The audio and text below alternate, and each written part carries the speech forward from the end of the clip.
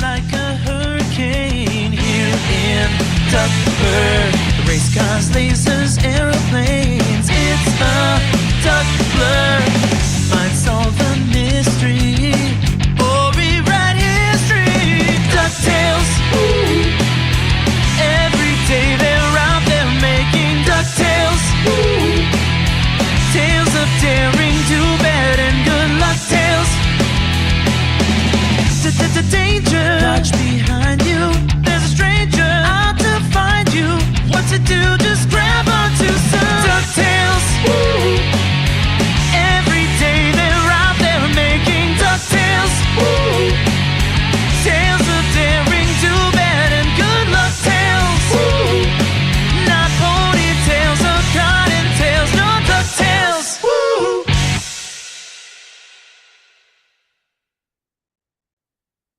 We are the ones who don't know what we're fighting for. Give us a gun and send us all off to war. We are the ones who grow up in violent homes. We are the ones who don't know what's right or wrong. I know.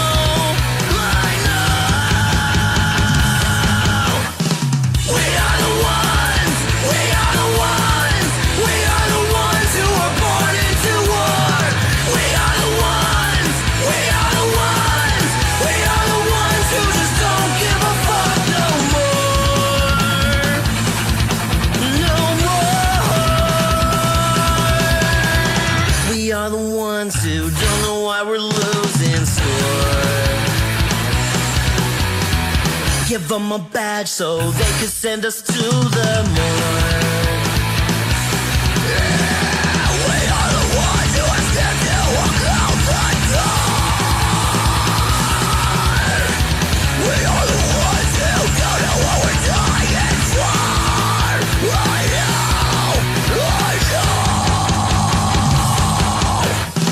We are the ones. We are the ones. We are the ones who were born into war. We are the ones. We are the ones. We are the ones who just don't give a fuck now.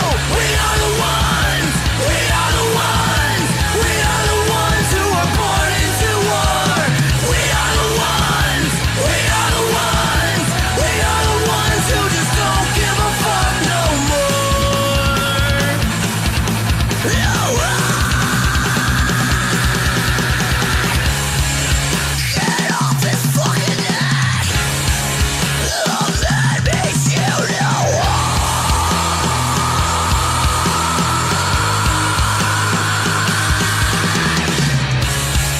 he can't fucking breathe.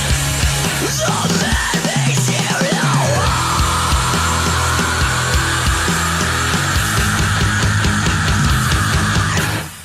we are the ones. We are the ones. We are the ones who were born into war. We are the ones. We are the ones.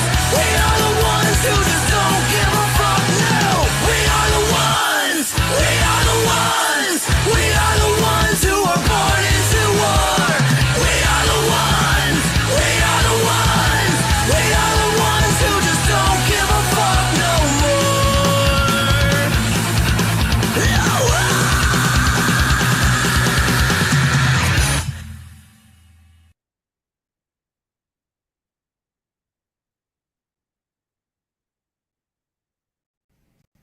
Warning: this podcast features adult subject matter, adult language, and things not meant for children to hear. Viewer discretion is advised. You've been warned. Nice podcast you got there. Be ashamed somebody farted on it. Welcome, ladies and gentlemen, boys and girls, children of appropriate ages, to the latest episode, mime-free, of the ImNoJoe podcast, a show where every armchair quarterback can feel like Eddie Bravo. Today, as like most days, I've got the whole crew back together here to get into all the shit talking and shenanigans, the fight announcements and fuckery that has fallen down the MMA pipeline since we saw you wonderful folks last. I, of course, am your hostess with the mostest, the meter. The meter does many things if you're nasty. I've got Golf Tea Vapes and Slow Bake 420 over here, and we are going to get into all of the fun things you need to know about the combat sports weekend ahead. But before we get into that, first and foremost, gentlemen, how the hell you doing over there? Glad to be back after vacation. I fucking made it back alive. Glad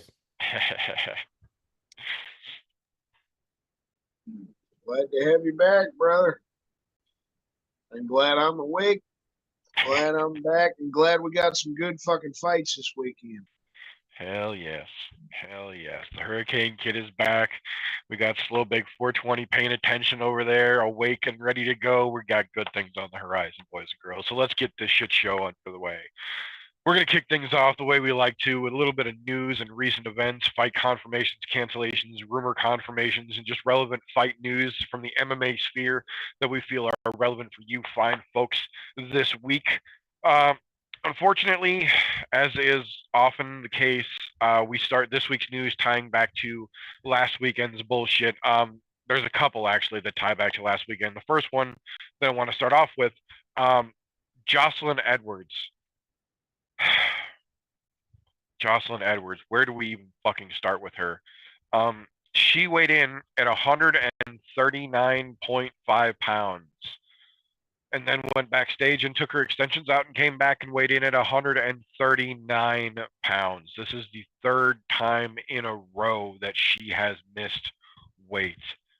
I don't understand what she is doing to keep her UFC contract, but it's not the fights for damn sure.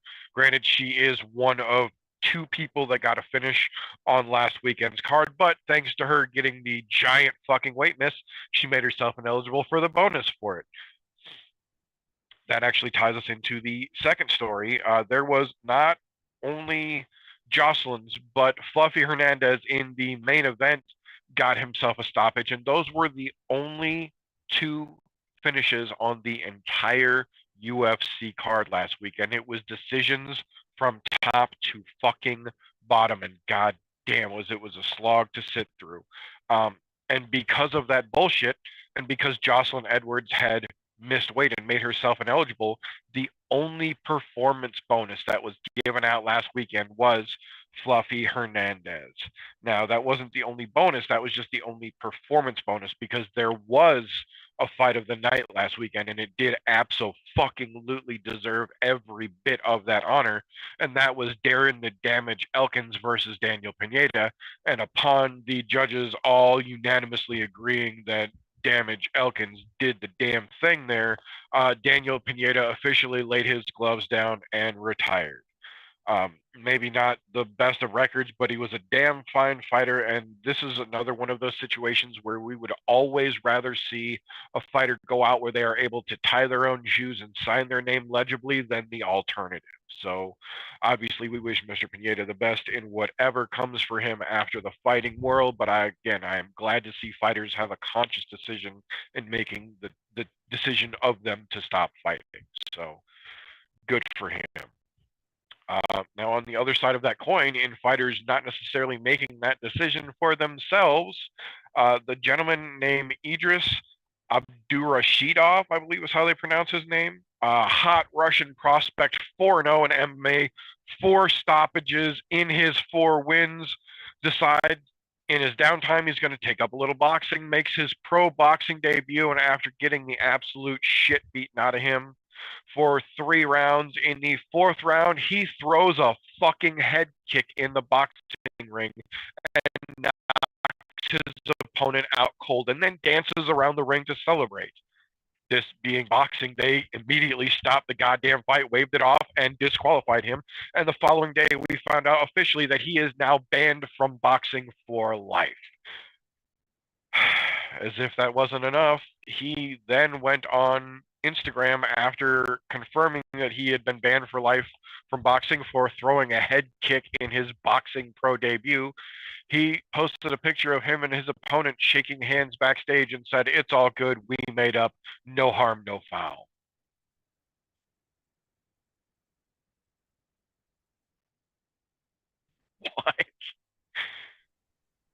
You know, as much as boxing is its own science, I'm not gonna lie, when shit like that happens, I'm kind of happy to see it because there's a lot of boxers that talk a lot of shit about MMA guys.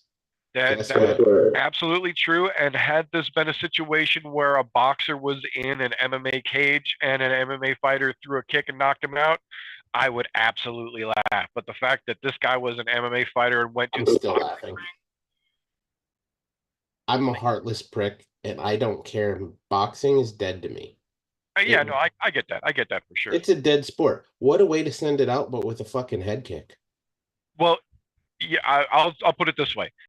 Everyone should watch the video because there is absolutely a moment in this fight where Homeboy is getting brain bounced and could justifiably have won on autopilot and thrown a kick and then been like, oh shit, I'm sorry, my bad. And, would have been understandable, would have even been funnier in that scenario. But this is one of those, like, it kind of feels like watching Dylan Dennis get smacked around a fucking cage and then throwing omoplata up, and you're like, that's not gonna work. But it's like, you're in Abu Dhabi. What do you do? Like, stop it. Like, it could have been funny. It could have. I will agree. It could have been funny. This one, just kind of a dick move. But yeah, got himself a lifetime fucking ban. So no matter how good his MMA career goes, that's the only option he's fucking got now. He closed the other door for himself with a not so great head kick, to be honest. Go watch the video. Moving on from there, leads us into this coming Friday. There was a lot of shit we talked about. Beaker getting his chance to go compete in Abu Dhabi because he had nothing else going on. And now he's saying that the UFC has told him that he needs to focus on MMA more than he does anything else. So he has officially withdrawn from the main event of ADCC 4 days before. Luckily for ADCC, they had anticipated something like this because meep fucking meep. So, ironically enough, Mohammed Mokaev is still main eventing ADCC Friday, but now instead of taking on the fucking Muppet and his Chihuahua bullshit, he's going to face Rogerio Bontorin. So ADCC rolls on, and Mokaev versus Bontorin, in my opinion, is actually realistically probably a better matchup. I get the attention that they were trying to draw from Beaker and his bullshit, but let him go sell fucking Chihuahua shirts. Let ADCC still try and remain somewhat relevant and actually meritocratically viable for now, till CGI gets an extra couple million, then it's fucked. But down the road. That being said, we've got excuse me, a pair of announcements here for this weekend's upcoming UFC 308 card going on Saturday. The first one, we had Mr. Santos pull out against Said Nurmagomedov, and they were not able to get him a last-minute replacement. So, unfortunately, Santos versus Nurmagomedov is officially off of Saturday's card. That sucks just a couple days from the fight because that one was potentially pretty interesting in my opinion. The other big one that was somewhat salvaged here, Nursultan Rozaboyev is officially out versus Renat Fakhretdinov. Luckily, though, Carlos Leal is stepping in, and he is going to let Renat stay on the card Saturday. Ruzaboyev still no word exactly what the fuck is going on there or when we can expect to see him back in there, which definitely sucks because that was another fight that I was absolutely excited to see. Not so much on Carlos Leal versus Renat now, but we'll see. A little more to talk about later on in the show as we get to that. We got word officially this week that the PFL is going back to Saudi Arabia again for the second year in a row for their championship season show. This time will be November 29th with 6 $1 million opportunities on the line. A couple of those fights are going to be real damn interesting here. Real damn interesting. Unfortunately, more bad news back on this side of the house here. Tatiana Suarez has officially announced she has got health complications going on and she is out of her UFC 310 fight versus Verna Yonderoba. no word if they are going to look for a replacement for Yonderoba. Suarez said she is going to be out at the very least until early 2025 without disclosing specifics. So we'll see if they're going to keep Yonderoba on that card or if they're going to move her along as well. Tatiana Suarez is just nothing but walking medical problems. Every fucking fight camp. Yeah, I think she needs to find a new fucking gym because something they're doing keeps getting her injured. Let me say this. There are several, air quote for those of you just listening, power couples in combat sports these days still. And the vast majority of them at this point all train together, whether it's full-on training or just individual, side training specific side training for specific things, whatever the case may be. This is one of those situations where Tatiana and Patchy have been training together for almost a decade now at this point, I think. And Patchy never really seems to come out with many injuries. He's had, half a dozen fights in the time it's taken Tatiana to book two and actually only make one of them happen here. I don't know if this is one of those situations where it's actually the camp so much as a fighter who doesn't understand when to hold back a little bit. There was a lot of talk about Cain Velasquez being the same fucking way in fight camp. He didn't understand how to do something at 30% so that you don't burn your body out during camp. He always went 100 fucking percent, and he got several serious injuries as a result of it. There's a lot of people saying that Tatiana is doing the same fucking thing, that, she's with one of the best bantamweights in the fucking world who, is constantly kicking ass and taking names on the highest level, and that she's trying to push herself so much harder than she should be to keep up with his accolades as the power couple. And she's literally just destroying her fucking body in the process because she can't figure out how to put that bitch on cruise control at 70 instead of holding the gas pedal down to 95. I don't know. Hopefully I'm wrong and it's just a weird series of fluke fucking accidents and everything comes out right, because she is arguably one of the best ladies in the UFC right now and one of the few reasons why the UFC is keeping women's MMA alive right now. But we've seen this scenario play out on the men's side of the house as well. How long do you think they're going to keep that seat warm for you when you keep getting injured? Like, Cody Garbrandt went through a real similar thing. He was on top of the fucking world, and then dude got hurt. And then dude got hurt. And then dude got hurt. And then dude got hurt. And then when he finally did get back in, he got his ass beat. And now look where Cody's at. He's in a real rough fucking place. But, hopefully Tatiana doesn't have it that fucking bad. Hopefully it's not that bad. But I agree. There's something fishy for sure in that whole fucking scenario. I don't know if it's camp. I don't know if it's her. But yeah, some strange going on there. So obviously we hope for the best. But we'll see how that one actually shakes loose. With fighters who are just constantly injured and you don't see them changing camps, I tend to think that it has something to do with the camp that they're in. Like, somebody's not doing something right to make sure that their fighters aren't getting injured. And I get it. Sometimes fighters are just those fucking assholes who go too hard all the time. But there's camps for guys like that. Or guys and gals like that. I mean, be inclusive here because don't want anybody get all butt hurt because they called somebody the wrong pronoun. But no, there are fucking camps where if you want to go hard, there are fucking clubs that go hard all the time. There are other clubs who train smart and are not injured. Look at fucking Max Holloway. He's never fucking injured for a fight. The only time that we've ever seen something a little funky was when he went to have a fight in Canada. And there was obviously something wrong with him, either a weight cut or something else. But he's never a weight cut issue guy, so I don't think it was that. I think he was probably sick with something, but that never came out, so we don't know. But for the most part, though, I think it's a fucking camp problem, and she needs to change camps to somewhere where they're training smarter, not harder. Right. Well, and another great example. Look at Cowboy Cerrone. Every fucking time Cowboy Cerrone walked into that cage, he would tell you as he was getting ready to walk, I feel better than I have ever fucking felt. This is the best camp I have ever fucking had. I'm in the best shape I've ever been in my fucking life. And that was before he was on all the fucking sauce and the peptides and the fucking hair transplants and everything. That was just UFC Cowboy. So there is something to be said about training smarter and not harder, and it transferring to the cage, or at least how you feel going into the cage and being able to get there. So I agree. Hopefully it gets all figured out. Another one, I'm curious how it's going to get figured out here. We got confirmation just yesterday, officially from both sides.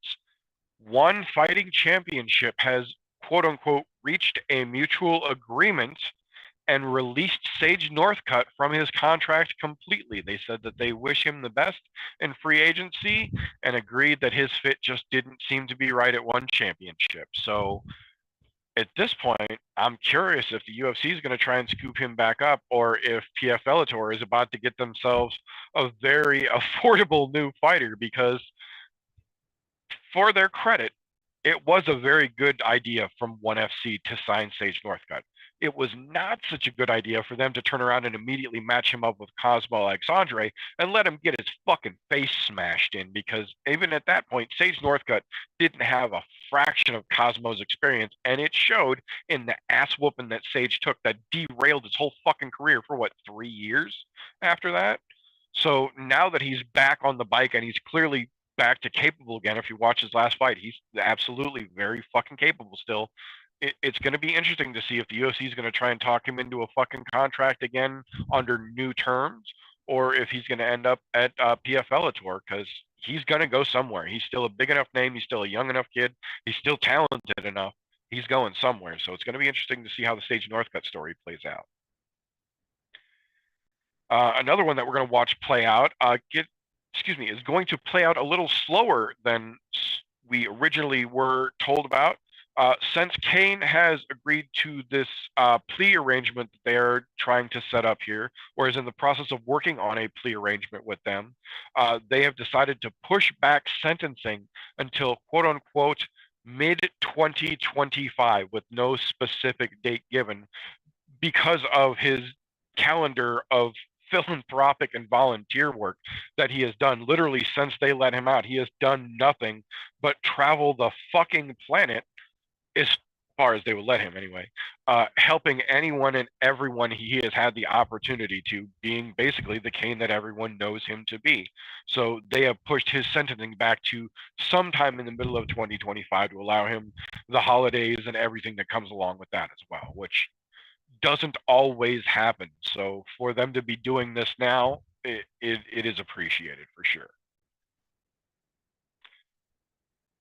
Now, the other side of that coin, we got some big news this week that I'm going to end the news segment with, because it's Schrodinger's news, for lack of a better fucking comparison here. We don't really know if it's actually going to be good news, or if it's going to just be another fucking smokescreen until the box actually gets open here. What I'm referring to is the Kung Lee antitrust lawsuit against the UFC, not the newest one, but the original lawsuit, the one covering from 2010 to 2017. Earlier in the year, the UFC tried to settle both lawsuits for $335 million. That was rejected. This one is a settlement agreement for $375 million for just the first lawsuit, for just the Kung Lee lawsuit, not the second one. The second one, the one that could actually have contractual changes for the UFC, is still going to court. It's still set for trial in April.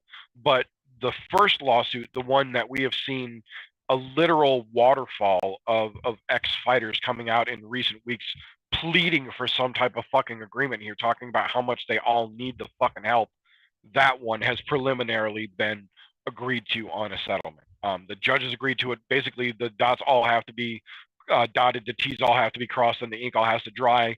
And then those fighters will prospectively be getting some form of payout. But again, the fighters still don't even know how much they will be getting paid out until this is all said and done and confirmed. So it's obviously ongoing, and we will stay up to date on that as more news comes out. But it is very relevant in terms of two of the largest lawsuits ever seen in the combat sports world, half of that being potentially solved now.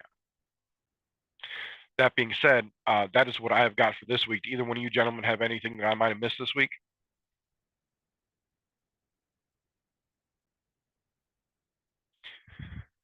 All right. Well, in that case, that will bring us to the point here. If you've been watching combat sports as long as some of us have been watching combat sports, you tend to learn what you like to watch, when it comes on, where you go to watch it. You start to develop a set of metaphorical blinders and lose the combat sports forest for the trees, if you will, here. Luckily for us here on the show, we've got ourselves an ever vigilant young man who's just always out there fingering the pulse of the MMA world ever so delicately to help us stay abreast of all the names that are going to be names before they even are names in a little segment that we call Slows, Cans, and Contenders. Appreciate you, brother. This week's a little easier, obviously. Don't have any more fucking contender series to be talking about. So, just based on card, there's quite a bit that I had that I was throwing in the trash. Fucking Saeed Nurmagomedov and Daniel Santos. I was going to throw that fight in the trash, but I mean, life worked itself out. It's not even on the card anymore. But I do have another fight that I'm going to throw in the trash: the Shara Bullet and Armin Petrosian fight. Throw that fight in the trash, but also the placement. We're putting it on the fucking main card. Fight's probably going to be a shit show. I don't see Shara Bullet continuing on. Like, the dude's just not that good. I don't see him getting any sort of a finish, it being an exciting fight. It's going to be a really boring way to start the main card. Just throw that one in the fucking trash. Kind of feel that way about Abu Smagomedov, too. That dude's kind of proven himself in the sense that that fight he had against Sean Strickland just kind of gassed out and pussied his way out of that fight.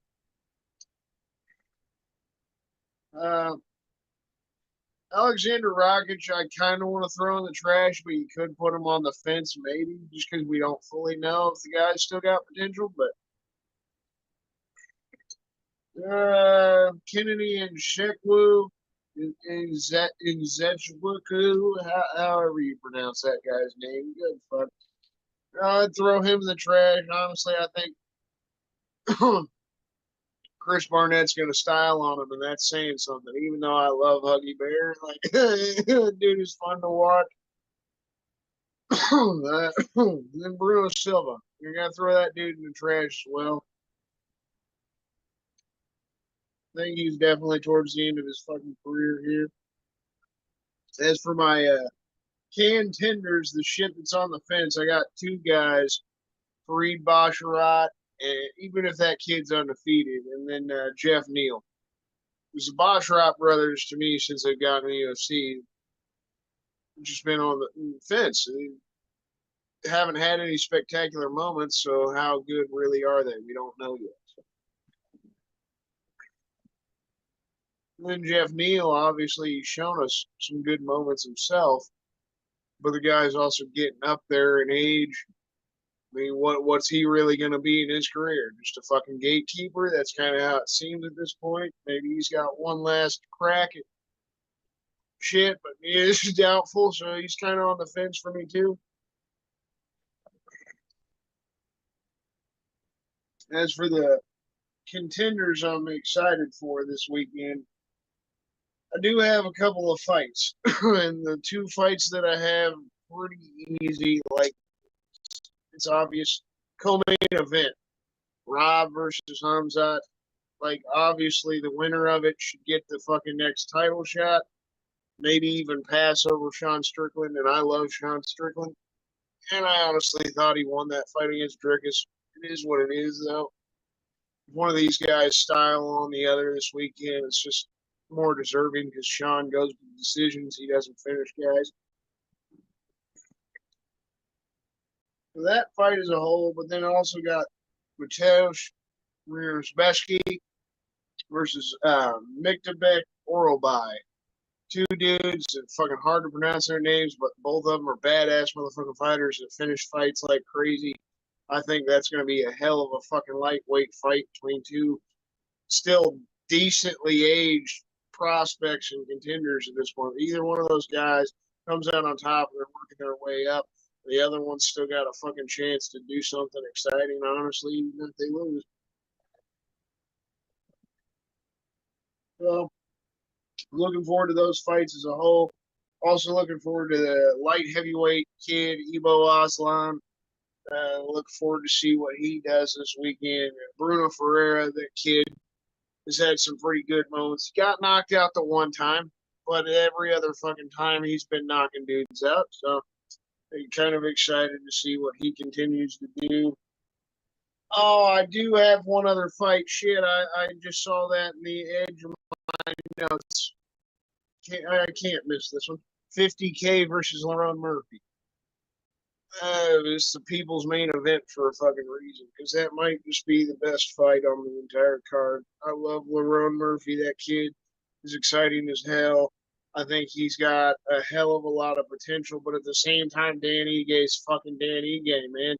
And he could just honestly put the kid's lights out at the end of the day. And the dude just fucking fought Diego Lopez a couple months ago on 3 hours fucking notice. He's the dog of all dogs at this point. If there was ever an honorable mention for a baddest motherfucker, I mean, he's kind of one of those. So that fight as a whole is going to be fucking fantastic. The last thing I got for contender is Ankalaev, because like I put Rakic in as on the fence or fucking can't. Man, I think Ankalaev's going to win. He'll probably be next in line for the title. I just don't like it.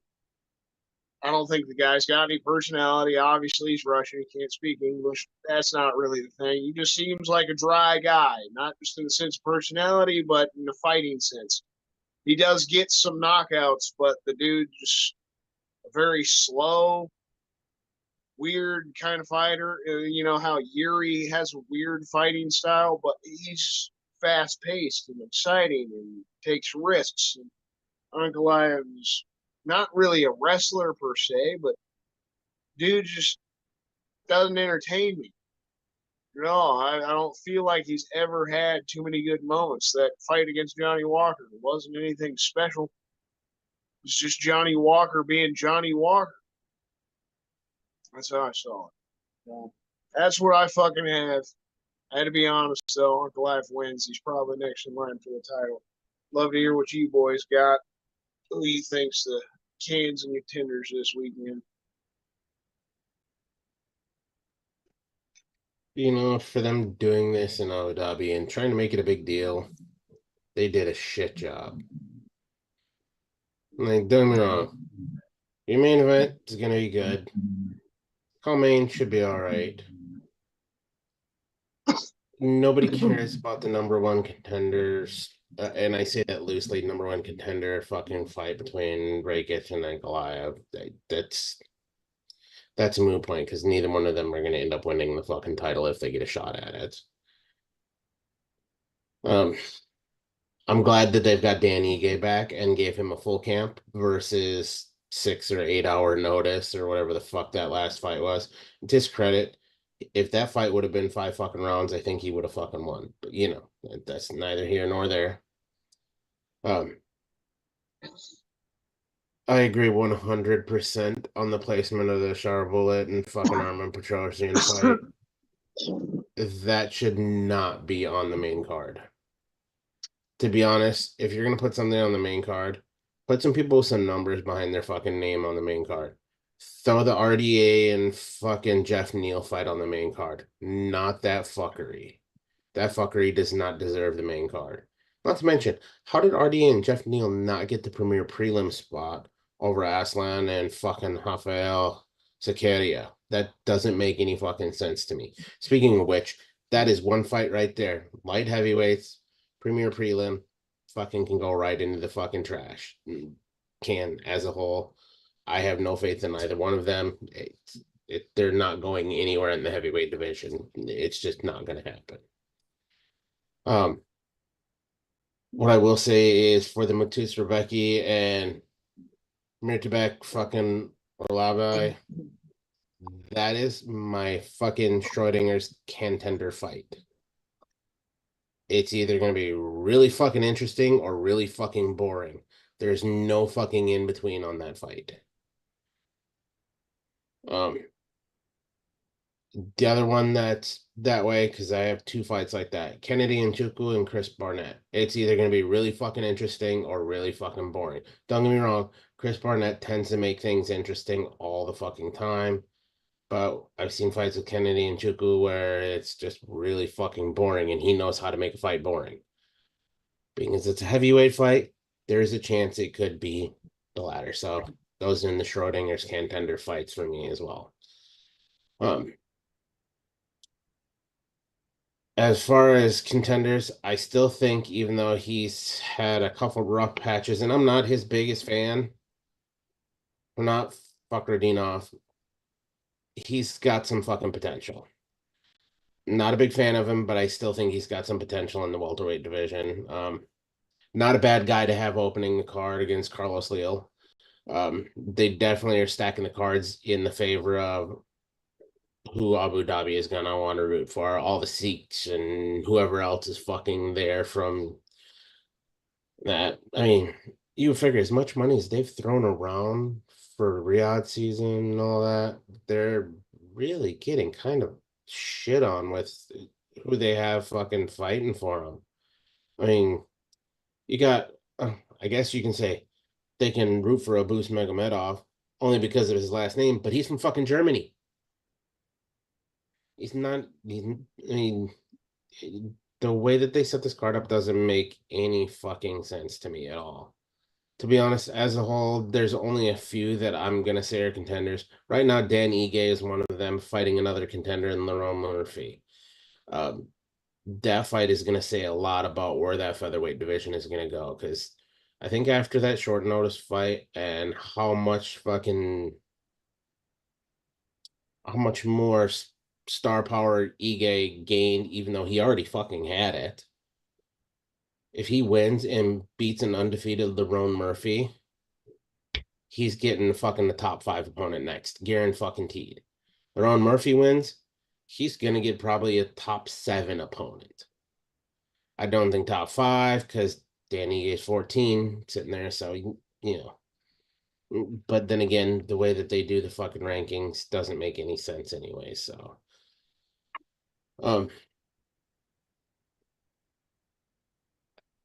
the other fight that, or the other fighters that I think are just straight up fucking cans is, as a whole, Fareed Basharat and Victor Hugo.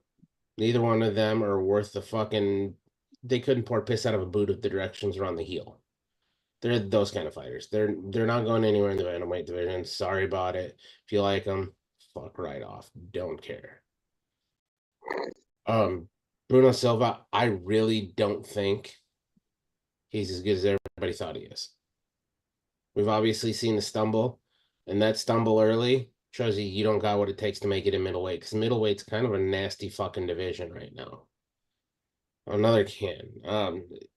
There's really not a lot to fucking talk about on this. I mean, you're fucking the Lerone Murphy and Dan Ige fight is probably my favorite fucking fight of the night on here.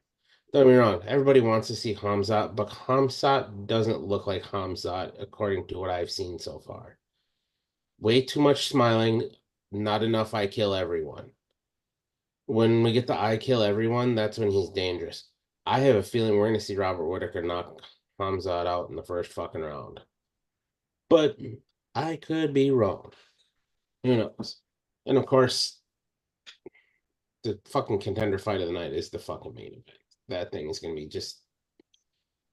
It's going to be a fucking chef's kiss. And I say chef's kiss one of two ways. Either Ilia's going to do something crazy in the first 10 seconds that he keeps saying is going to happen, which I have a feeling he's talking about the Matador thing. Max has been around the block long enough where he's going to play the Matador and beat the brakes off of Ilia if he tries something stupid in the first 10 seconds. Otherwise, we might get a pretty good slugfest considering both of those two boys can box. Yeah. It's an ugly fucking card for what it is. And a really ugly start time. Totally fucking up my evening plans.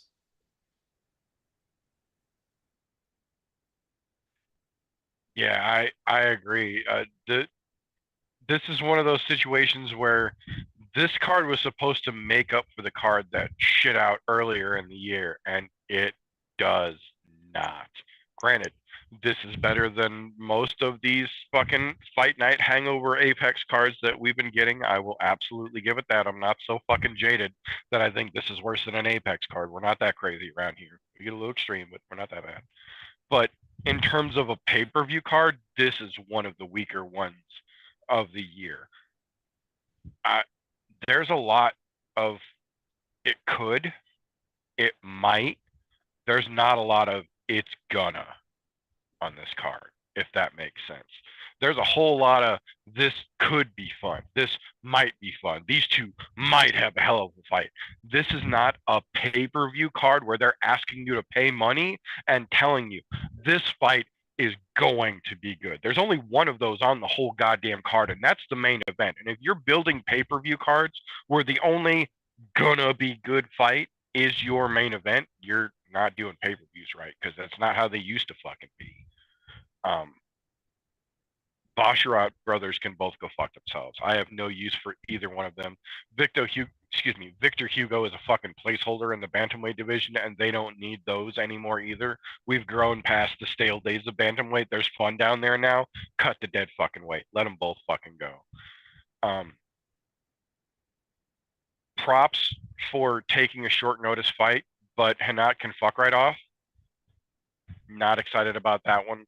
Carlos Leal, I just don't fucking know. So he can't get me a whole lot of excited about that. I agree 100%. I love Huggy Bear, but Nchuku is a fucking notorious donut layer. Like, that dude is infamous for turning potentially fun fights into boring walrus slap fights. And I love Chris Barnett. I really do, but he doesn't have the greatest gas tank. And given everything he's got going on outside of the cage right now distracting him, I'm a little worried that fight could suck as well. I hope it doesn't. I hope we're fucking wrong, and I hope Huggy Bear comes in, kicks ass, does a front flip, and goes, ah! And we all lose our fucking minds, but we know how that goes. You can't bank on MMA math, so. I will say I have zero interest in Abus Magomedov, but I am curious, morbidly, admittedly, what Bruno Ferreira can do to him. I don't think that fight sees judges in any way, shape, or form. I don't think Abus leaves that fight with his consciousness intact. I'm just curious how long it takes the Hulk to put that motherfucker to sleep, because I'm pretty confident that's a good night fight. Like, and I don't mean it's going to make it a good night. I mean, good night. Like, somebody's getting fucking rocked in that match, and I don't think it's going to be the Hulk. So I am morbidly curious about that one. I think we are in unanimous agreement here. Miktabek Oralbai versus Mateus Rebecki is probably right now the leader for Dark Horse fight of the fucking night. It's the one that everyone should be excited about, and no one is, for the most part, in the general masses terms of they. I will agree, and I didn't think I was going to, but I absolutely agree. Shara Magomedov versus Armin Petrosian, the whole fucking fight can go in the garbage. We don't need this fight. We've seen Petrosian fail way beyond the potential we thought he had to fail, and we have seen that Shara Magomedov is not nearly as good as they hyped the one-eyed pirate up to be when they brought him in. I get it. You want him on that fucking Abu Dhabi card because he's going to put asses in seats in one of the higher charged fucking, arenas that they put a show on this year, but in terms of fight value, this is what I was talking about earlier. Like, this is a fucking pay-per-view card. This is a fight night kind of fight. I do have one Schrodinger's contender, though, and that is Lerone Murphy versus Dan Ige. We know what both of these men are capable of, but given the circumstances, I have no fucking clue how this fight actually plays out. We've seen Ige step in on 3 hours notice and be a literal show saver. We've seen Dan Ige grind to a hard 15-minute fucking decision before. Lerone Murphy is undefeated, but he also has that slow grind potential as well. This could be one of those situations where it's all hype, it's all hype, it's all hype, the bell rings, and then excitement just fucking pivots. We've seen it recently. It happens. It's not fun, but it fucking happens. So yeah, my Schrodinger's contender is Murphy versus Ige. But other than that, I think you guys fucking nailed it up and down the board.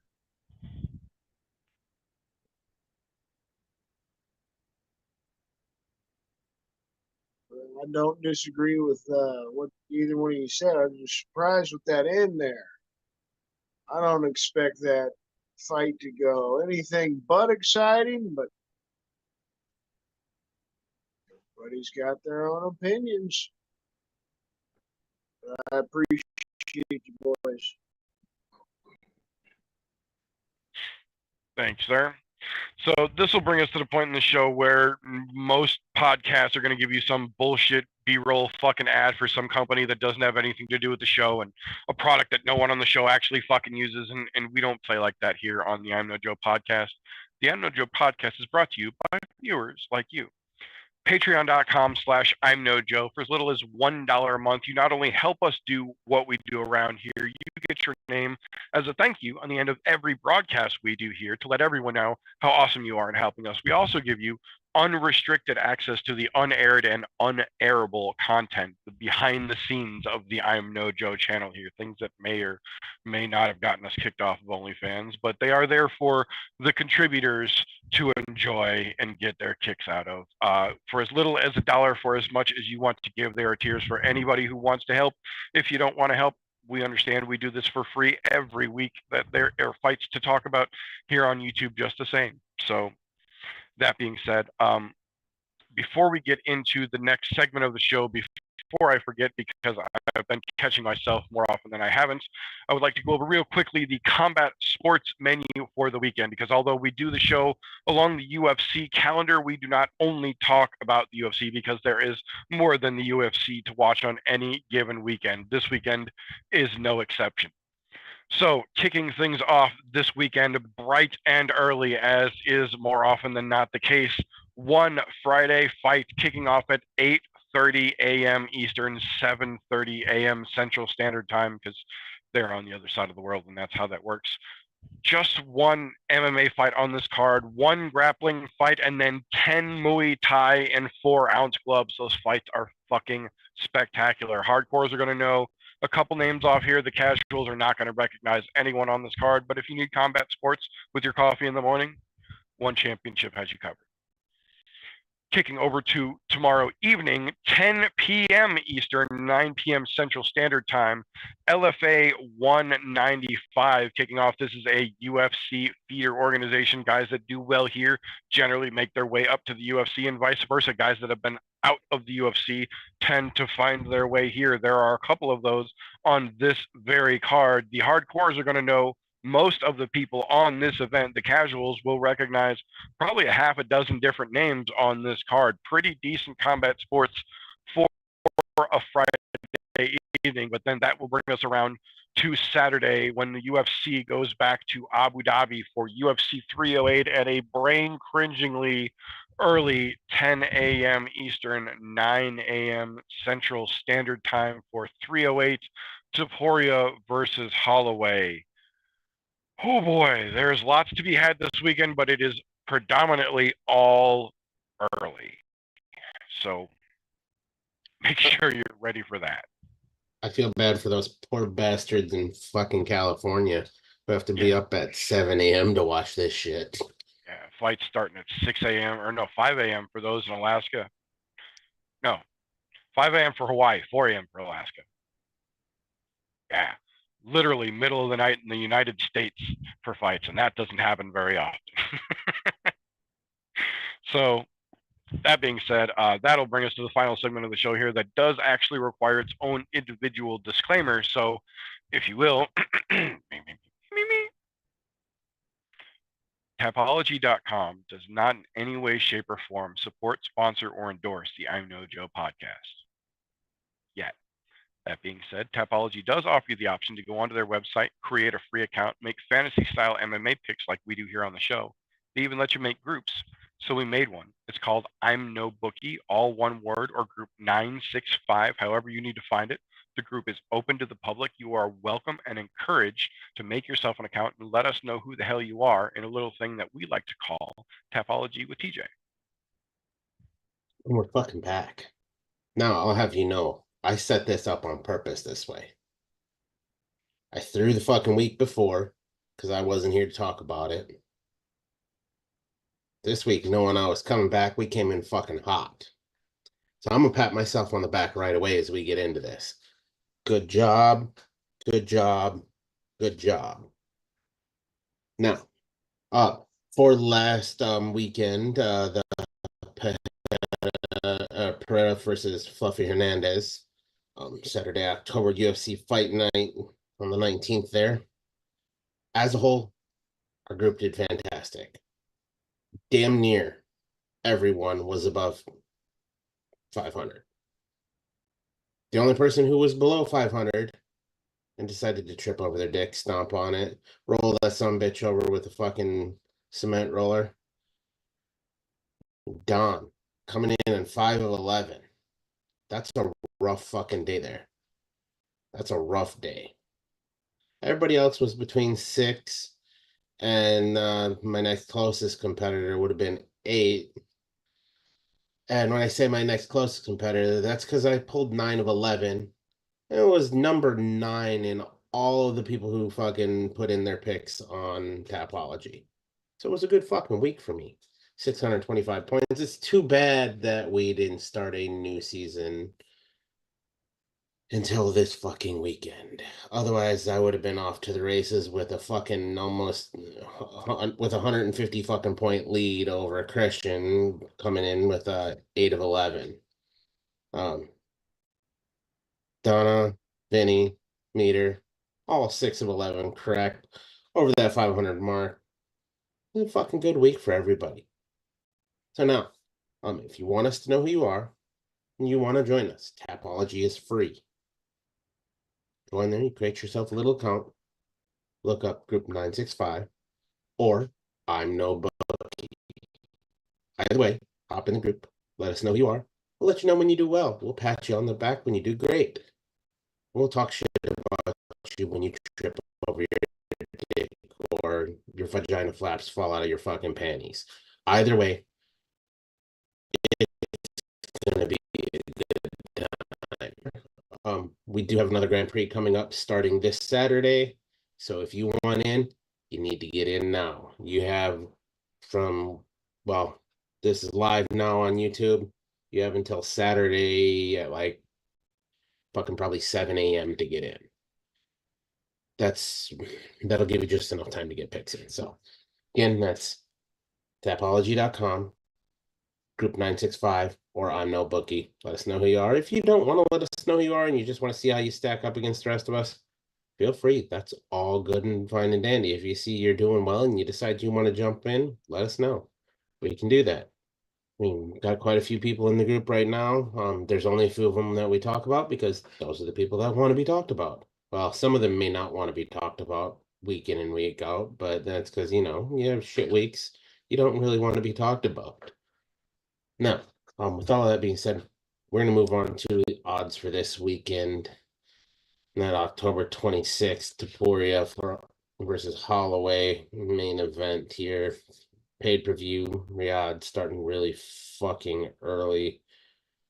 Abu Dhabi Fight Island, whatever the fuck they're calling that nonsense fuckery at 9 o'clock in the morning. Don't get me wrong, I don't mind starting my day with fights, but 9 o'clock in the morning, a little early. I like the noon fight cards. The noon fight cards are probably my favorite because then they're done by like 8 or 6. I'm going through here. For the most part, it's another one of those cards where there are a lot of fucking either way coin flips. However, there are quite a few of these fights on here that do have some wider odds, so we're gonna hit those up here. Start here with the Alexander Rakic and fucking Ankalaev fight. They've got Rakic coming in as a plus 300 underdog, Ankalaev coming in as a minus 400 favorite. Makes sense because he's a boring ass fighter. And well, Rakic just kind of fell off for a while and this might be his last chance to really get another shot at the title. So if he loses this, there's no way I see him coming back from that. Your Jeff Neal and RDA fight, Rafael dos Anjos. RDA coming in as a plus 240 underdog. Jeff Neal is a minus 300 favorite. A little crazy. Another one of these ones that's not quite super wide odds. Matus Rebecki and Mertbik Orlabai. Orlabai coming in as a minus 300 favorite. Rebecki coming in as a plus 240 underdog. Like we said, that's our fight where across the board we think that's dark horse fight of the night. I think the odds are a little wider than they should be, but it's still going to be a really fun fight to watch. One of your next larger fucking odd gaps here, Farid Basharat and Victor Hugo. Got Hugo coming in as a plus 475 underdog. Basharat coming in as a minus 650 favorite. And pretty wide fucking odds on an early fight. Now, that is not the widest odds on the card, though. The widest odds on the card go to another fight we were talking quite a bit about earlier in the Chris Barnett and Kennedy Njoku. Got Chris Barnett coming in as a plus 500 underdog, and Kennedy Njoku as a minus 700 favorite. I can see why they did that because, well, Chris Barnett was out of his last fight due to injury, so it never came to fruition. And now he did have a rough patch there, but Njoku is also kind of a fucking boring fighter. Either he knocks somebody out or he wet blankets them. There's no in between, and it's really fucking boring. But that is the widest odds on the card. So I'm gonna cover the co-main, main, and the people's co-main event because I feel that one's necessary. So Dan Ige, Lerone Murphy coming in here. You got Dan Ige coming in as a plus 240 underdog, and Lerone Murphy coming in as a minus 300 favorite. And I said people's co-main event. Yes, I replaced that with the Alexander Rakic and fucking Mango and Ankalaev fight. I know what I'm doing. Fuck them. And then your co-main, you got Hamzat Chimaev and Robert the Reaper Whitaker. Got Whitaker coming in as a fucking underdog here somehow at plus 200, and Hamzat as a minus 250 favorite. I think they're giving him home field advantage, even though he's not from there. But hey, it is what it is. And for your main event, Ilia Topuria and Max Holloway. First time we've seen this in a while. Got Max Holloway coming in as an underdog at minus 190, and Topuria as a favorite at minus 250. So plus 190, minus 250. Still kind of close to a coin flip, but just wide enough to where you're going. I think they're giving that young gun a little too much credit. I think they're looking at that whole I'm undefeated thing going on, kind of holding them back. But were they not paying attention to what Max Holloway did to Justin Gaethje in a weight class fucking up? I'm just saying. That BMF title he didn't get that for no reason. He did this, and Gaethje did this. I think those odds might be a little wider than they should be. I'm not necessarily saying he should be the favorite, as he is not the current champ, but they should be a little tighter than that. A little more of a coin flip to me. But those are the odds we've got this week. Again, if you're not a member of Tapology, it is fucking free. I know y'all motherfuckers like free shit.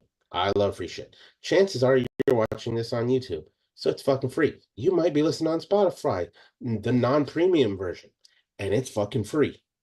Guess what? You obviously like free shit. Come join Tapology, join our group 965 ImNoBookie. It's all fucking free. The worst thing that's going to happen to you is I'm going to tell you stepped on your dick or you let the dog chew on it like a chew toy. That's the worst that could possibly happen. You could get an old attaboy, though, for doing well. Let us know who you are. If you're scared, say you're scared. That's fine. We're not worried. Join the group anyways. It's fucking fun to just see where you compare to everybody else as far as your picks are concerned.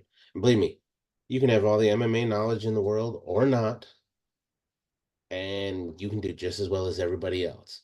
Because to be honest, every fight is a fucking coin flip from the start, no matter what the odds say, because MMA math does not work, especially not when it comes to picking fights. But yeah, we'll see how this goes. Grand Prix starts this week, and I think we're going to what, UFC 312? I think in February. So it's gonna be oh, it's not in February? I thought it was in fucking February. No, All we right, go well. to 310. We go to the end of the year. We finish the year out. Oh, 310, excuse me. Yeah, Why did I see 312 on there? You might want to double check that. I don't know, I'll go. But that's all right. Either way, join us. It's gonna be a good time. We'll see y'all next week, last week. Yeah, so if you're not part of the group, obviously join the group. Let me confirm here real quick. I don't believe the game is set to 312, but let me confirm live while I'm looking at it right now. Yeah, it says it's still 312. Here. February 8th. Which It makes sense. And on a pay-per-view. It's not supposed to be going to February 12th. It's supposed to be going until 310. I'm not sure why it added You the can other. go to 311. That's in January too. Yeah. But yeah, it'll get short up here shortly. But yeah, basically we're gonna round out the year. We might throw January in there, we might not. But either way, ImNoJoe End-of-Year Tournament on Tapology kicks off this Saturday with UFC 308. So if you are watching this live, you have still got a couple days. If you are listening to this in the all audio version, it comes out a week late, so you are already too late. Sorry in advance. If you're catching the replay anytime between Thursday and Saturday, you have until Saturday morning when the picks lock on Tapology to join the group and let us know who the hell you are. If you cannot get a hold of one of us, message the group or leave a comment in the Tapology group. The link is in that group. If you want to join in and you don't want to say nothing, you just want to slide in, compete quietly, you can do that as well. We see you. We see you. That being said, though, this would be the point in the show where things stop being haha and start being fuck you. You'll know by the GIF rolling across the screen if you are watching us on YouTube. If you are just listening, this is the point when we put aside all the fun and we bring in a little bit of fuckery, when we stop having a discussion and we start having a competition. This, ladies and gentlemen, is the bit. And as is customary here, when somebody decides they want to take a hurricane vacation for a couple of weeks, we're going to throw them right back in the damn pit when they get back. So, Golf T, are you ready to go, sir? Oh, yeah, neck injury and all. I'm fucking in. Let's do this. All right. I don't want to hear nothing about no hip dysplasia or none of that shit when you're done. No hip dysplasia, just hurricane neck injury. No big deal. All right. Christian, you ready to run over there, sir? Yep, ready as I can be. Floor is yours. Ready to watch you two beat the shit out of each other. That'll be fun.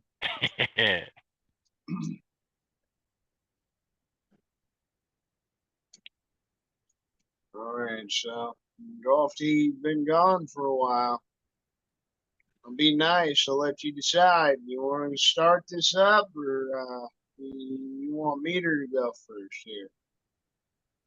He's got home field advantage. I'll let him go first. All right, so we'll start with the shit, just like I like to do with my segment. So, Meter, starting out for you, what is the fight that you would tell anybody to stray away from on this card? Tell somebody to go get some snacks and go take the dog outside, whatever you got to do. Which is the fight on this card nobody should give any fuck about? So we talked a little bit about it earlier. There's a couple of low-hanging fruit here in this section, but I think there's one that stands out a little more than the others, in my opinion, at least. And ironically enough, it's not entirely the fighter's fault. It is partially, but it's not entirely the fighter's fault that this fight is just going to suck. And that's Bruno Silva versus Ismail Nurdiev. Bruno Silva to be fair, was not a world beater in any sense of the imagination leading into that Weidman fight, but coming out of Eye Poke City and still somehow looking like the bad guy is just a hard fucking place to find yourself in. And then in the spot behind the guy who took the last minute fight in Renat Fuckrightoff, it's a bad fight placement. It's a bad fight to begin with. Watch the opening fight on 308 and then go get your drinks or go take your dog out or crank one out or get your dabs ready, whatever you need to do. The second fight of the night is a waste of fucking time.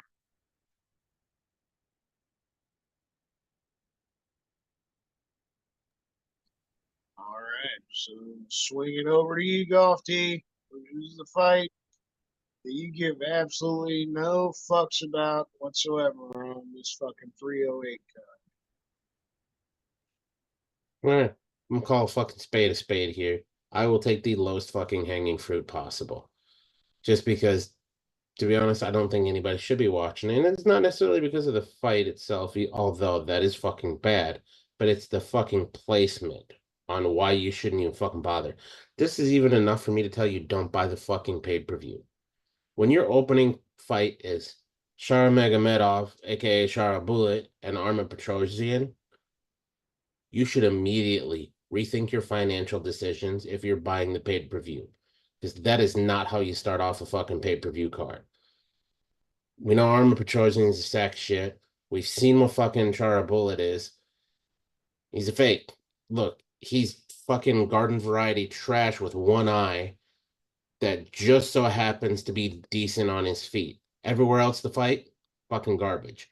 This fight as a whole, remove it, get it off here, put it on a fight night card as an opening fight on the fight night card, but not the start of a pay-per-view. Doesn't fucking belong here. Go take a nap. Think about spending your money when Danny Gay and Laroon Murphy take the fucking stage. That's when you think about buying the pay-per-view. Don't do it beforehand.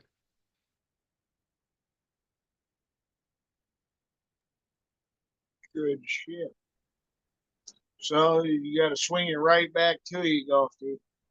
Start this second round off with you and swing to the other side of things.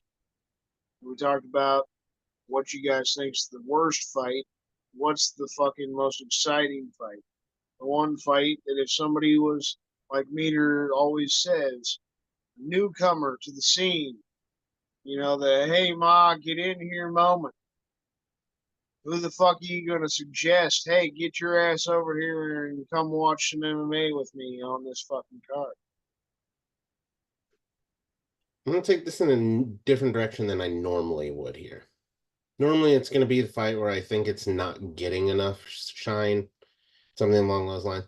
But I think this one's getting just the right amount.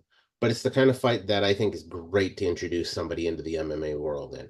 That's Jeff Neal and RDA. You're getting two crafty fucking veterans who've been around a long time, a former title holder, former title challenger. Get after it. Get people to watch this fight because they're going to see a technicality that's involved, and that fight can go anywhere from on the feet to the ground. Both of them are well off in both spots. It's going to be a very good, solid fight. It may not be the most exciting, but it's a good one to get people fucking itching to go, hey, I want to see more of this because guys that are this fucking good and been around this long are the reason why you get people into MMA because they can find those fighters who are going to continue to stay around. So, though, Jeff Neal and RDA, that's the fight to bring them in on. And the best part, they don't even have to pay for the pay-per-view to watch that fight.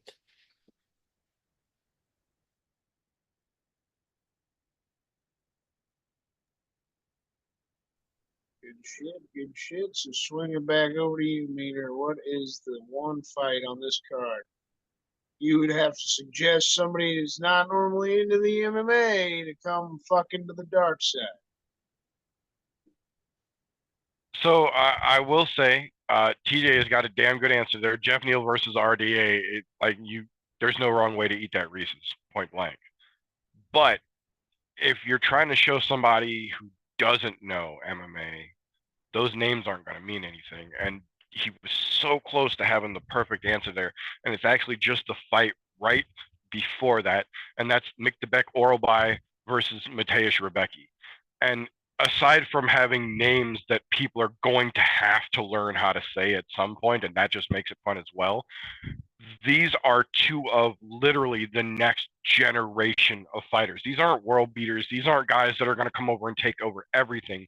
These are just two young guys who were quite literally born, bred, and brought up in the age of MMA. These two young men have come to their fighting prowess in the age where they have literally had fights to watch their entire life. MMA has just been a part of their life, whereas guys like Jeff Neal and RDA come from the days where UFC and MMA wasn't necessarily an option for everyone at all points in time. You might have had some kind of combat sports, but we're in the combat sports golden era now. And these are two of the next generation who are being brought up in that era, getting a chance to show how well-rounded young prospects really do come onto the scene at this point, with both of these young guys coming in to show off in Abu Dhabi.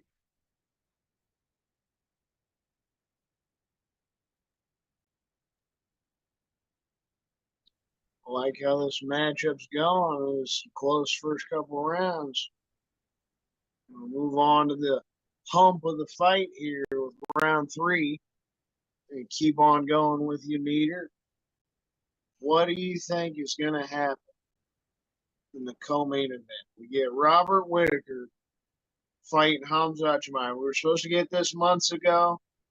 Khamzat yet again had to fucking pull out of a fight due to an injury, hospitalization. You know, he's always got some shit going. Miss Wade, he had such a great run when he got in the UFC, and then everything has just seemingly come to a fucking halt. How do you think this one's going to shake out, bro? So I know up front it's going to be an unpopular opinion, because Khamzat Chimaev is essentially the bill of sale that they wanted to bring this card to Abu Dhabi for. They specifically wanted him in the main event, even though he ended up in the co-main event. But Khamzat is the reason they wanted him here. I'm also a realist, and I've been paying attention fairly closely to the combat sports world for quite some time now. And I don't think this fight is going to play out the way that people think that it's going to play out. And by that, I mean this is going to be another Khamzat Chimaev performance, in that he's not going to make it to the cage. We're going to find out Saturday at 5:30 in the morning that something happened and that he's no longer eligible to fight, and that now Magomed Ankalaev versus Alexander Rakic has now been bumped up to the co-main event. And we're going to have to watch that as the co-main event, in which case Magomed Ankalaev is going to put on the most boring 15 minutes of his life while Alexander Rakic shows how great his knee has rehabbed, and we're all going to be extremely disappointed waiting to get to the goddamn main event.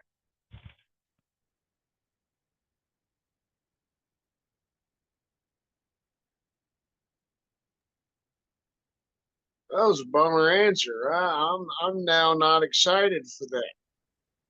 Yeah, how about this? Let me just take the Shara Bullet and Petrosian fight that's going to be shit, and after Hamzat pulls out, we just throw those two in against Bobby Knuckles, because he'll be able to beat the shit out of both of them at the same time, and that's still a good co-main event. I'm down for the fight circus shit. I'm always down for it. Then we still get a good co-main event. Bobby Knuckles still looks like a fucking Superman, still gets a title shot. So, yeah, I worked it out. So what do you got, Golf T? How do you think the fucking co-main event shakes out? Do you think we're getting fight circus shit? Or you think we're getting nothing like Meter? Or you think this is going to be an interesting fight? You think we even get a fight? Okay.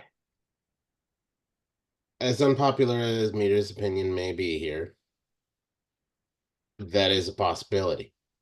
I'll say a slim possibility for this reason. If we go back in time, Khamzat Chimaev made his UFC debut on Fight Island, which is where they're fighting, and then made a turnaround in a week and fought a fucking again. Coming home, I don't think he's pulling out.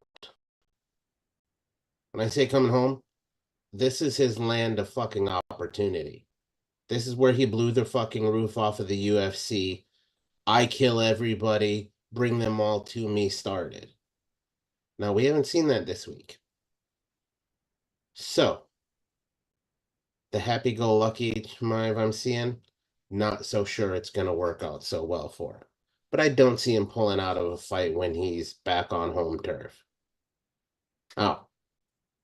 On the other side of this, Robert Whittaker, the only people he's fucking lost to have been champions. Every other fight he's had, he's winning. He's on a 2-fight win streak. His last loss was to Dricus du Plessis, who is now the current fucking champ. The last loss before that was to Izzy, who was champ at the time. His last 2 fights, decision, KO. Killed Alex Garov in, was it the second fucking round? Or first round? It was first or second round. I don't fucking remember exactly. I don't see it going any other way than the Reaper getting another fucking title shot. As much as we want to see the roof blow off the place if Hamzat wins, because that's what would fucking happen. I think Robert's going to play the Dark Knight here and come in and just fucking end Chimaev, remove the fucking 0 at the end of that fucking record. Chimaev's going to have to go back to the I kill everybody persona in order to fucking win fights, because happy-go-lucky Chimaev is not a scary Chimaev to me. I think Robert Whittaker gets it done, KOs him inside of the second round.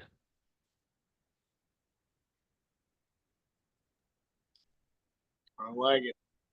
I'm actually kind of on your side there. That might be a bias, but I'm trying not to be biased in this judging. So we'll move on to the next round. Move right along the main event now. So Golf T, continuing on with you, brother. Do you think we see the same shit in the main event? Do we see some other guys get taken away from them? Do we see the legend Max Holloway once again rise from the ashes and become featherweight champion? I was a child, well, kind of a child, right? I was a teenager last time he was champion. Now I'm a grown ass man. This will be exciting as hell if he lifts that shit up again. How do you see that one shaking out? Well, I can tell you the one thing that is definitely not going to happen in this fight. We're not going to see Holloway get knocked out. Holloway's win against some people who throw absolute bombs. Volkanovski was one of those fucking guys. Couldn't put him away. Arguably, he had beaten Volkanovski. He's beaten fucking Calvin Kattar, fucking Gaethje, knocked Gaethje out. Knocked out fucking the Korean Zombie on the Korean Zombie's last fight on the way out. Albeit, that one we kind of foresaw coming because, well, the Korean Zombie wasn't quite the same Korean Zombie he used to be. Fucking put on a show against Arnold Allen. For those of us who were in the know and were there, we saw that shit live, and it was fucking fantastic. Max Holloway, he's back where he belongs. He's back into the fucking he's back into the blessed era. That's what I'm gonna say. Oh, with all that shit Topuria has been talking, his only real notable, what I'll say notable win was against Volkanovski, who shouldn't have been fighting. He shouldn't have taken that fight. But they called him to defend the belt, which was a fucking terrible idea considering he had just gotten fucking KO'd previously and had been drinking and everything else instead of training like he was supposed to. So, got to take that with a grain of salt. I mean, Topuria had to take fucking Josh Emmett to a fucking decision. To a goddamn decision with Josh Emmett. Who the fuck is Josh Emmett?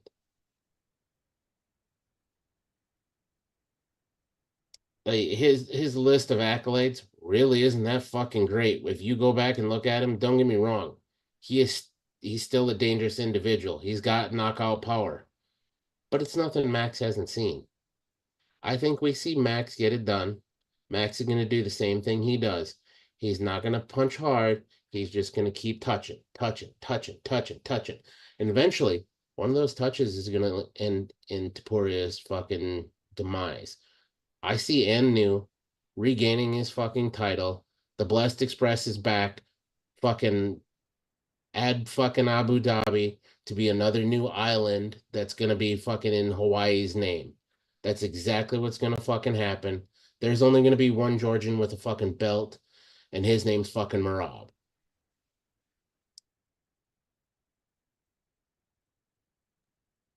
Good fucking shit. All right, swinging it back over, Meter. See how you respond. Does Blessed get it done? Does he prove that he's best?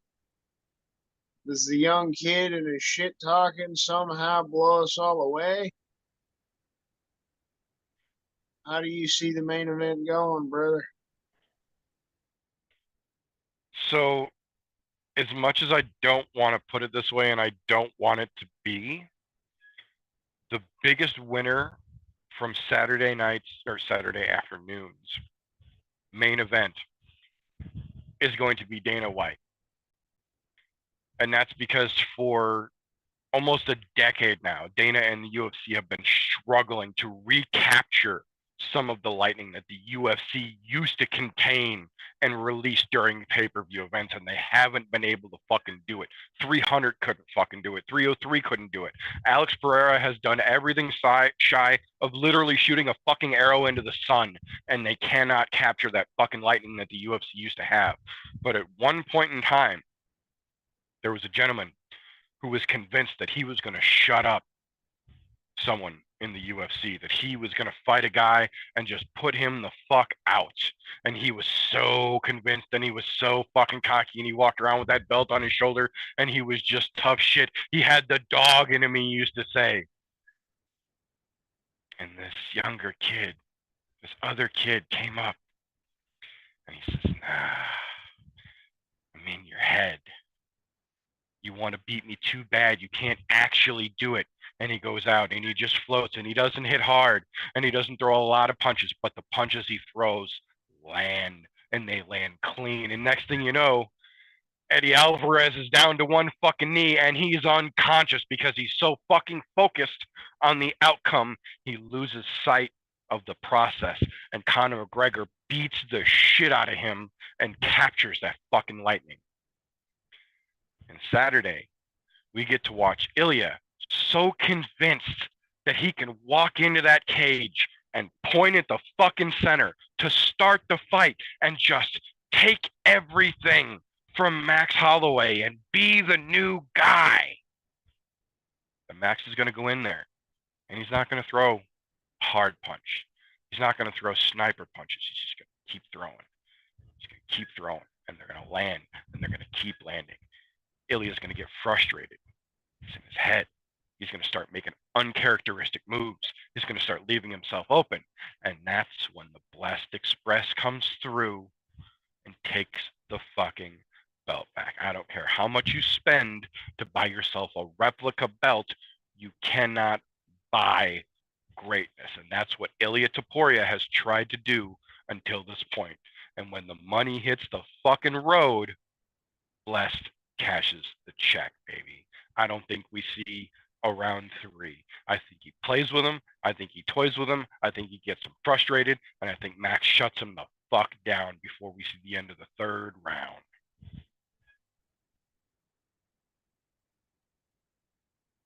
Good fucking shit.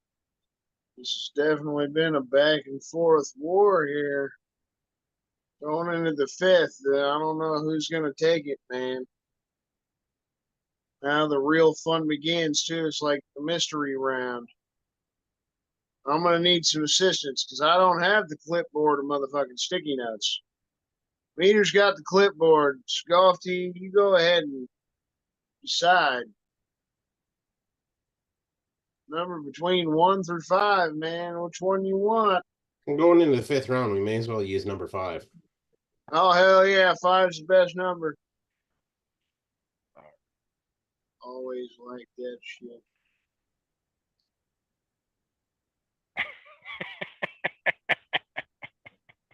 Oh.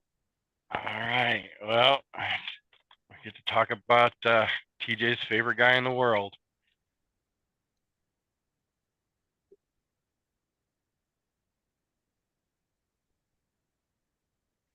Zuffa boxing finally become a thing in 2025?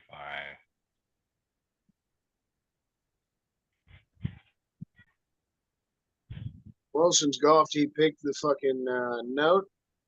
You want to go first or you want to go second, Meter? Oh, well, since I've went first up until now, I'm going to continue to go first. Galti can sit back and think about what he's done. All right. So, Zuffa boxing.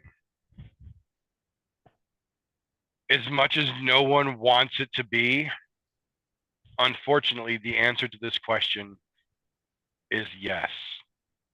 Between the settling of the first antitrust lawsuit, the literal breakdown of the pay scale he already has planned, and then the new acquisition just yesterday of IME on location, and then some other bullshit added to the WME portfolio, another $3.5 billion.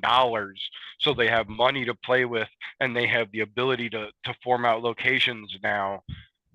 Zuffa boxing is going to become a thing in 2025, and it's not going to do nearly what Dana thinks it is, because Dana has convinced himself he's going to be able to walk into the world of boxing that he himself regularly criticizes and bring the Contender Series pay scale and incentive style contract negotiation ability into the world of boxing, and that just isn't going to be an option. So unfortunately, yes, it is going to be a thing in 2025, but I think the positive side is that I also think it dies in 2025. I think Power Slap will outlive Zuffa boxing.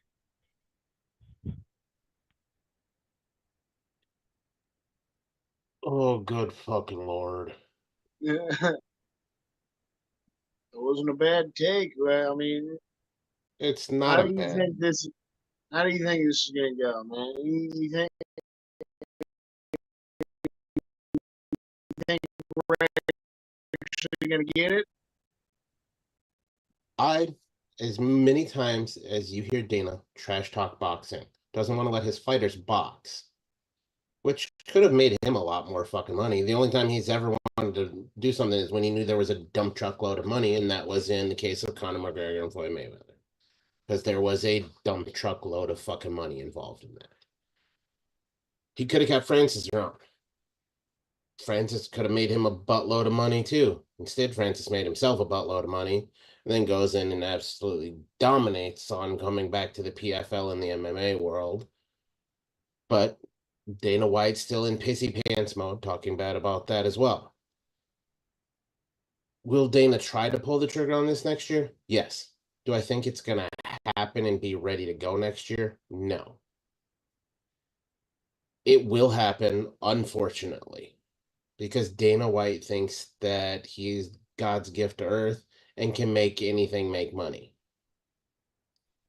Unfortunately, we still have fucking power slap or fucking tickle your balls in each other's face, whatever the fuck they're calling that nonsense. So yeah, they'll bring it around and they're gonna talk some fucking, what I'll say, half-wit boxers into joining onto their pay scale, so that way they can rake in the money. But then when it comes in time for them to have to cross promote with the different fucking boxing promotions that are out there in order for them to gain legitimate titles, Dana's gonna go, no, because we're not gonna pay that out. So yeah, it's not gonna work unless he gets away from the fucking pay scale thing and goes into the realm of ridiculous fighter pay that they have in boxing. And I call it fucking ridiculous because it is fucking ridiculous. Those guys don't deserve the money that they're fucking being paid in those hundreds of millions of dollars per fucking fight. Don't get me wrong, that's not the vast majority of fucking boxers, but the vast majority of top boxers, even middle of the road boxers, are making more money than most UFC fighters, which is absolutely fucking crazy considering they're only focused on one thing, and that's a stand-up game. So do I think it's going to happen? Yes, but will it happen in 2025? No, I think we're looking a little later, like 2026. possibly early 2027 because they're still going to have to get all their shit and ducks in a row. Do I think they're already starting to work on it? Yes, but is it ready? No, I think we're looking more at 2026.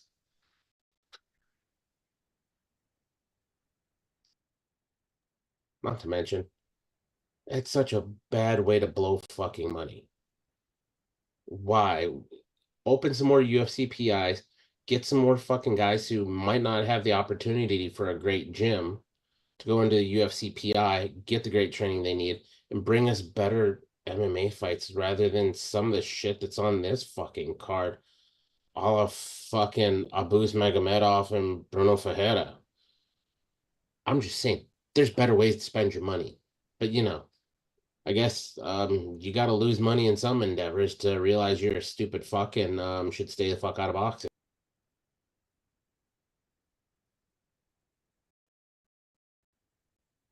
Definitely not wrong there.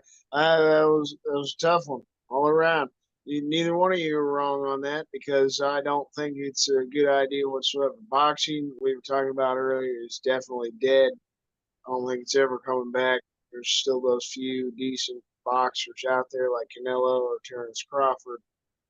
Maybe even you'd say Tank Davis, but it's such a dead sport. That's part of why they're so overpaid. It's so underwhelming nowadays too. You really don't get a lot of good fights or knockouts. It's just kind of shit. Wrong time. If you wanted to get into it, you should have got into it 20 years ago at the very least, so that you could actually be, truly invested in it, right? Been in the UFC for 30 years. After you had gotten a good footing with that, you should have fucking put your foot in the water with that. Now that you haven't 30 years into this, it just doesn't make any fucking sense. No different than the slap fighting bullshit. I agreed with both of you boys. It was a hell of a fucking match. I only had to edge it to meter because I got out there this year and it just flopped straight on its face.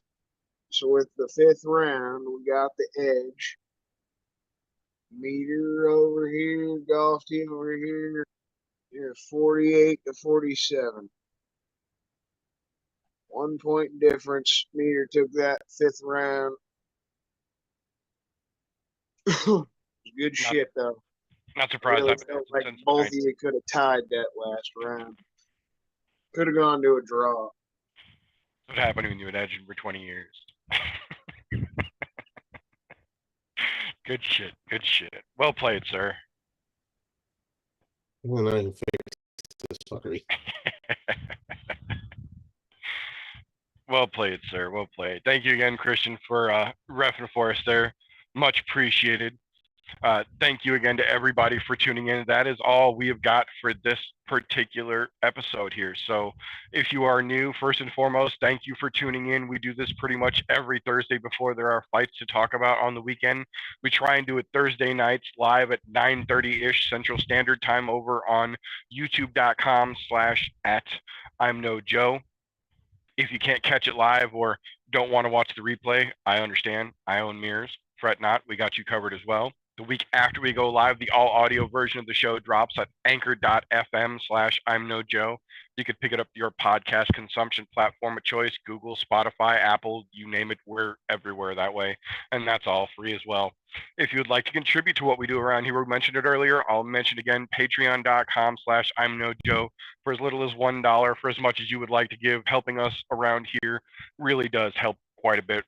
It might not seem like it at a glance, but there's a lot of work that goes into this show, and it's done very, very hastily sometimes. So we appreciate everybody that helps us do what we do around here. That being said, if you like what we get up to around here, please give us a thumbs up. Make sure you're subscribed and your notifications are turned on. And if you're watching this live on YouTube, make sure you're not watching it full screen right now, because I've been told that if you watch while someone actually says, smash that like button, it does a little flashy thing. I don't know if it did that or not there, but if it did, you're welcome. If not, fuck you, YouTube. But that being said, please make sure your notifications are turned on so you don't miss an episode of this. We appreciate all of you that help us do what we do. On the other side of that coin, though, if you don't like what we get up to around here, first and foremost, what the fuck are you still doing this deep into a podcast that you didn't enjoy? Give us a thumbs down and then go fuck yourself. We won't even dispute it. That being said, when we close the shop down around here Thursday night, that is not the end of the fun. The fuckery and good times roll on first thing tomorrow morning and pretty much every Friday morning. He's over there. That gentleman right there and his other half dropped their podcast, the Slow Bake and Contemplate podcast, over on Spreaker.com. Links to their podcast and their social medias all down below, as well as their very own channel over on the ImNoJoe Discord server. So make sure you go over there and tell them how awesome they are. Appreciate you, brother. The fun never fucking stops. Now that he's back from the fucking long awaited return, I mean, I'm glad you had the vacation, brother. I'm sure it was much needed. Hope you had a great time with the family, but we're glad to have you back. And then he even got the better. He had a huge hiatus, but he came back this week. He'll be back on the regular schedule. You got to hop in every fucking Wednesday night around 9:32. The Brother Golf T's YouTube channel. Golf T Vapes on YouTube. You tune into the Foggy Fairway every Wednesday night. If you're into vapes at all, you want to learn some new recipes, mixes, you got to tune in. But at the same time, just hop in, show some love, and then check everything else out the brother does. All of his shit should be down in the description as well. Yeah, we're back and on the move. Long hiatus. Good to be back after vacation. Back over here. I know. Since I was gone for 2 weeks, I'm sure nobody let you know that the meter does more than one thing. In fact, he does many things. So you go down below, there's a couple links. There's Linktree/ImNoJoe, Linktree/ the meter does many things. We'll take you to each and every one of the many things that the meter does do. So if you got some downtime, or you're watching us live right now and you want to watch something else afterwards, go click those links. He'll keep busy for days. There's tons of content there. Go check it out. Enjoy it. It's great to be back. And we'll see you all next week. Thank you very much, sir. Much appreciated. And to his credit, Christian did try to remember to close out the outro when he was out there, and he did all right when he was there. That being said, that is what we've got for this particular episode. So thank you again to everybody, whether you're catching us live, you're catching us on the replay, you're catching this in the all audio format. However you consume this, we appreciate you just the same. But that is all we have got for this particular episode. So until next time, boys and girls, remember, don't let ignorance stop you. You can root for anything.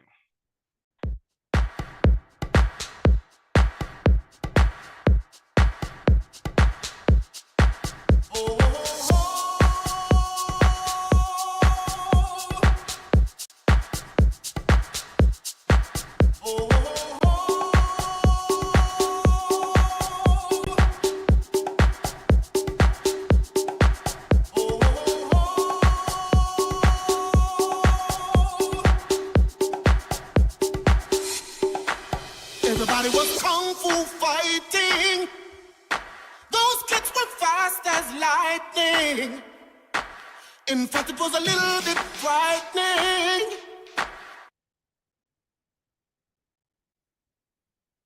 How do I say goodbye?